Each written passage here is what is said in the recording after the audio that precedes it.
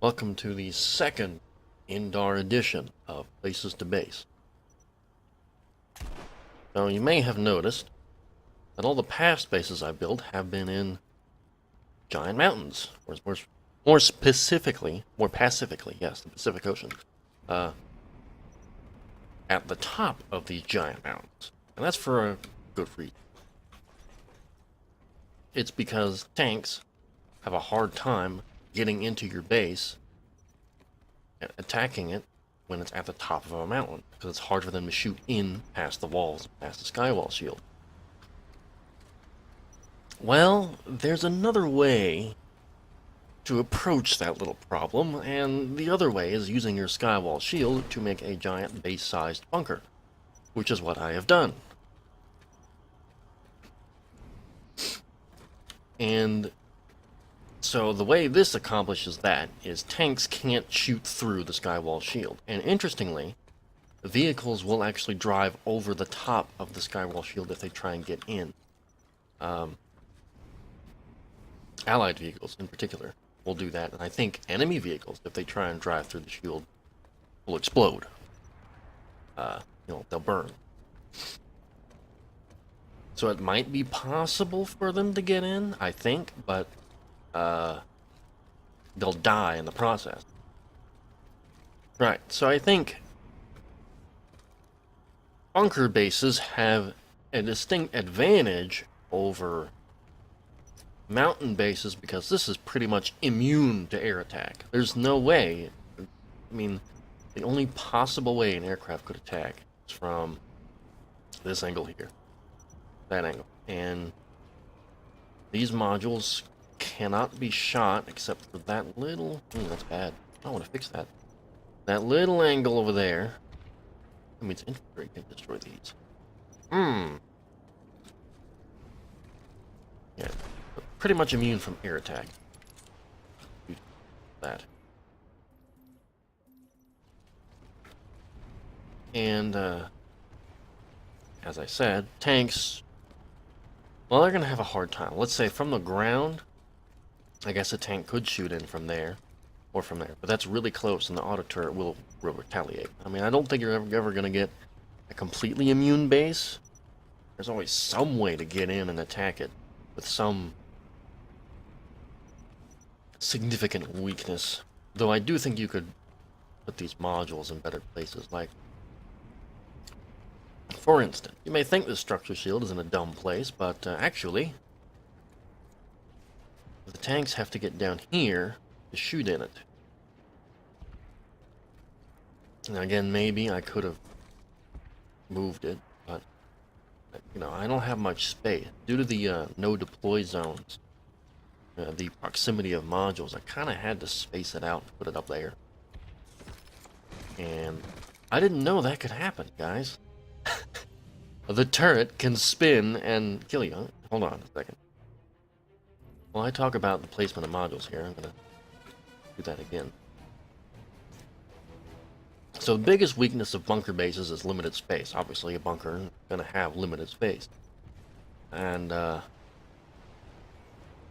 this is almost right up on the no deploy zone of the Skywall Shield down there.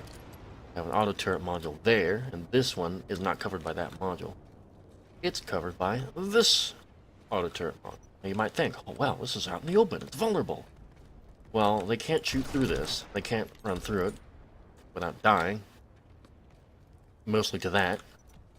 But the Skywall Shield is going to burn them too. And so the only clear place to attack this is from over there. Now that is a weakness. The auto turret doesn't cover that. So, maybe this isn't the best place for a bunker base, but let me tell you why it probably is. It's efficient. It starts at 51, that means it's going to cap out at 75, or thereabouts. And, though to be clear, this is pretty much a one-man base. There's not enough room to expand it, unless you're going to go out that way. It's almost right up on a no-deploy zone over there. So it starts out at 51%, and it caps out at 75%. That's a pretty good base, and it's at TI alloys, so these turrets are going to get action. I mean, that means the base is at risk, but it's almost always going to have defenders as well. So, that's pretty cool. And I have these double-layered walls to protect these modules from being shot in at. So this would actually be the safest place to get a Sunderer, but you would have to get it before you put the Skywall Shield up. You can't just drive the Sunderer in here because it will ride along the shield. It won't blow up because it's your Sunderer, your shield. But it won't fall through. It'll ride on the top. Interestingly, that does give allied tanks a new place to drive. They can actually use the Skywall Shield not only as cover around this TI Alloys fight, but they can drive on top of it. So you could get lightning tanks shooting through this from over here, helping you out big time.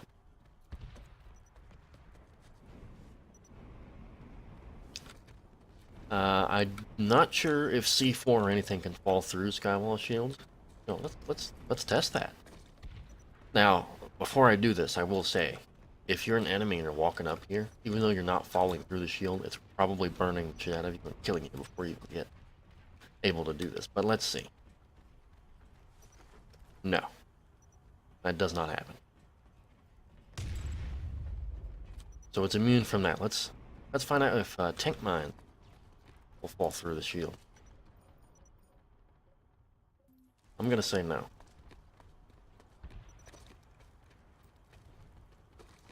If they do, that's a major weakness, but also there's not going to be anyone to set off the mines. Unless some idiot teammate decides to shoot them.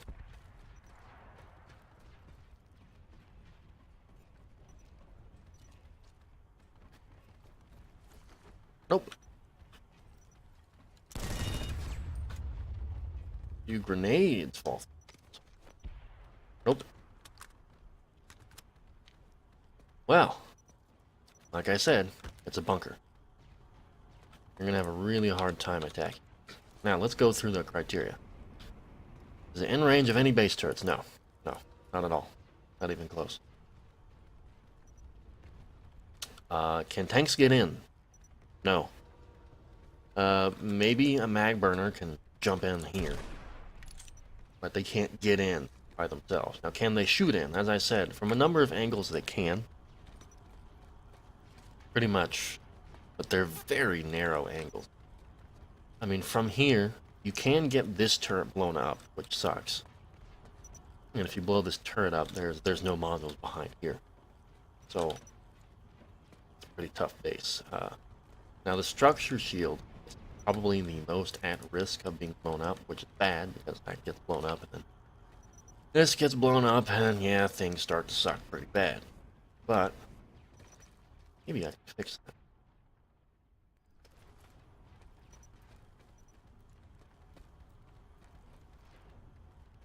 This actually isn't that bad of a place for a module, now that I think about it. It isn't covered by the turret, but it will cover the hive, cover these walls. That's a nice backup for that one. Now, as I said, this Sunderer location is not ideal. It can get shot at from up over there. Might want to move it closer to those walls. But in any case, this would be the best place to get your Sunderer. So if you're building this base, ideally you have a friend to bring a Sunderer in here. Before this turret is here, but when these walls are here, get it in here, it's going to be tough to get at. Maybe you don't put the repair module here, you put it closer to the wall. And you move the Skywall Shield out maybe to here. Give you a little more room for that structure module. Then you can fit a Sunderer closer to that wall, and you can put the hive. Maybe you put the hive over there on the other side. This wall. The only reason I didn't put the hive there is because of coverage from this auto turret is not going to cover that nearly as well. It'll shoot straight down over there. Actually, will it? Oh, it won't. Actually, it would have been better to put over there.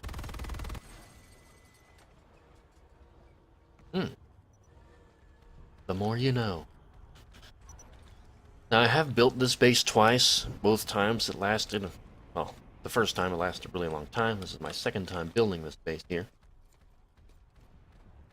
I would say you probably want the auto turret module. Or, excuse me. Duh, you want the auto turret module. You want the infantry tower. That's what I was trying to say. Because the infantry tower is so tall, you can put one here and finish off the other side with a wall. And that can make it really, basically impossible for enemy tanks to shoot in. Assuming you can fit a tower here. I don't have towers, so I don't know how hard they are to fit in.